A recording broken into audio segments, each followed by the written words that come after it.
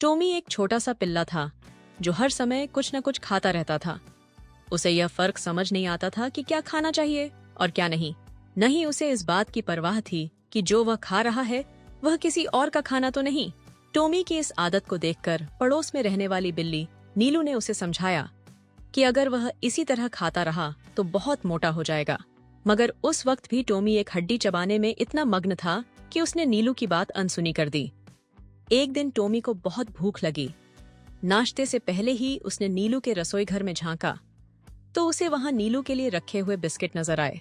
उसने आराम से सारे बिस्किट खा लिए और फिर जी भरकर नाश्ता किया।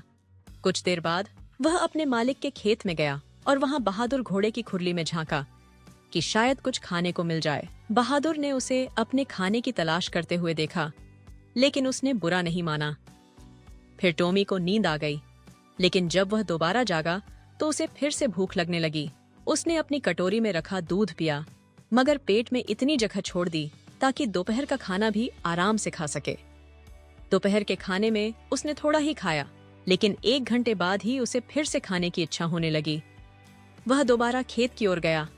उसे पता था कि उसके मालिक ने खाना खा लिया होगा और उसके बर्तन पड़े होंगे। उसने मालिक की बची हुई एक हड्डी उठाई और चबा डाली। फिर वह वापस रसोई घर की ओर गया और वहां रखी कूड़ेदान की टोकरी में मुंह आश डाकर उसे नीचे गिरा दिया और उसमें रखे बचे खुचे खाने को खाने लगा। पूरे दिन के खाने में उसे रात का खाना सबसे ज्यादा पसंद था। सोने से पहले उसकी आदत थी कि वह आंगन में टहलते हुए मुर्गियों का गिरा पड़ा दाना भी चाट लेता। उसकी भूख उसे चैन नहीं लेने देती थी।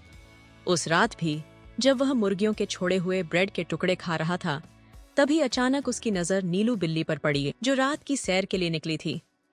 यह उसका रोज का नियम था और रोज ही टॉमी उसका खाना चुराकर खा जाता था। टॉमी को यह चोरी करना बहुत पसंद था। जैसे ही उसने नीलू को देखा, वह पूरे जोश से दौड़ा, आंगन पार किया और नीलू के घर के दरवाजे से अंदर घुसने लगा। मगर तभी अचानक उसके मुंह से दर्द भरी आवाजें निकलने लगीं, क्योंकि वह दरवाजे में बुरी तरह फंस गया था। फिर सभी जानवरों ने मिलकर जोर लगाया। तब कहीं जाकर टॉमी बाहर निकला। टॉमी इतना शर्मिंदा हुआ कि उसने कभी भी किसी का खाना न चुराने की कसम खा ली।